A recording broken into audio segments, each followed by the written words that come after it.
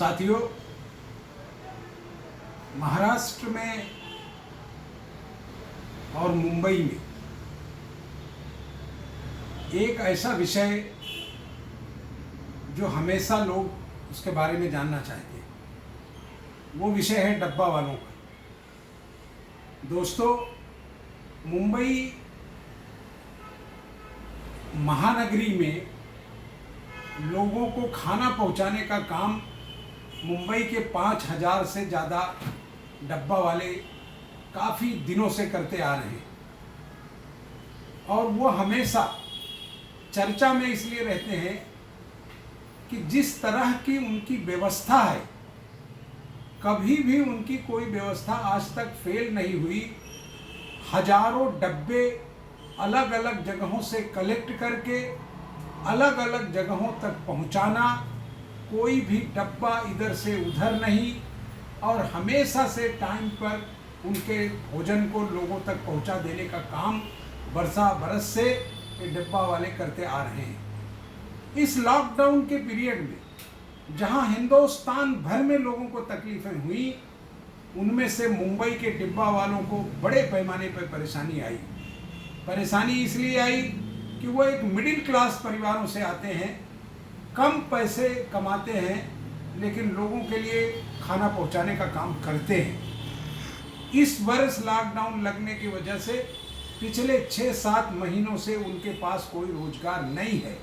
फिर भी वो थोड़े मोड़े तरीके से कुछ जगहों पर डब्बे पहुंचा रहे हैं, कुछ जगहों पर खुल गया है।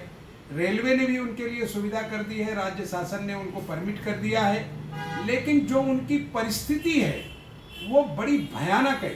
जिन साइकिलों का वो इस्तेमाल करते हैं डब्बा पहुंचाने के लिए, पिछले 6 महीने से वो खड़ी रही हैं और 4 महीने बरसात के रहे हैं, ज़्यादातर साइकिलें बर्बाद हो चुकी हैं।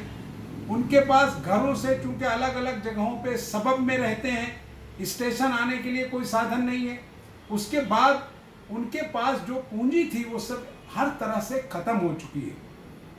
आज महाराष्ट्र में वो एक ट्रेडिशनल कारोबार है जिसे बचाने की जवाबदारी राज्य सरकार और केंद्र सरकार दोनों की है, और उन्हें आर्थिक मदद तत्काल देनी चाहिए, बिना किसी भेदभाव के, बिना किसी चीज़ को सोचे हुए।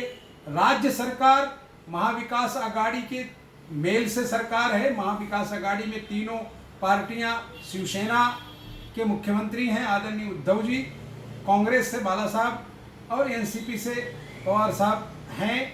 मैं ये समझता हूँ कि महाराष्ट्र के इस मराठी कल्चर में काम करने वाले लोगों के कारोबार को बचाना और उनके परिवार को सहायता देने की आवश्यकता है। मैं मांग करता हूँ मुंबई कांग्रेस के अपने अध्यक्ष की ओर से, पार्टी की ओर से, कि राज्य सरकार अविलंब मुख्यमंत्री सहायता निधि में जो पैसा आया है उस पैसे से डब्बे वालों की मदद की जाए, उन्हें नई साइकिल देने की व्यवस्था हो, उन्हें कुछ पैसा कैश देने की व्यवस्था हो, जिससे उनका परिवार चले और उनकी व्यवस्था फिर से अच्छी हो। क्योंकि अभी भी बड़े पैमाने पर मुंबई में ट्रेनें नहीं चालू हैं। जब वो चालू होंगी तब शायद उनका रोजगार व्यवस्थित तरीके से शुरू होगा, क्योंकि जो परमिशन अभी रेलवे ने उनको दिया है, थोड़े ऑफिसेस खुली हैं और थोड़े जगहों पे जा रहे हैं। उसी तरह की मैं मांग प्रधानमंत्री जी से भी करता हूं, क्योंकि मुंबई टैक्स देने वाला देश का सबसे बड़ा शहर है, और जहां 100 रुपये कलेक्शन आता है उसमें से 40% कलेक्शन सिर्फ अकेले मुंबई से आता है। तो पीएम केयर फंड में जो पैसा आया है, मैं प्रधानमंत्री और उनके सलाहकारों से मांग करता हूं कि डिब्बे वालों की अविलंब मदद की जाए, उनके परिवारों को चिन्हित कर उनको कैश की व्यवस्था की जाए, उन्हें साइकिल दी जाए, और उनके जो साधन हैं उन्हें वापस मुहैया कराकर उन्हें एक धारा में लाया जाए, जिससे हजारों परिवार के साथ साथ महाराष्ट्र का और मुंबई का ये ट्रेडिशनल कारोबार जो पूरे देश में और विदेश में हमेशा चर्चा में रहता है वो बचा रहे। इन्हीं के साथ मैं अपने शब्द को खत्म करता हूँ। जय हिंद, धन्यवाद।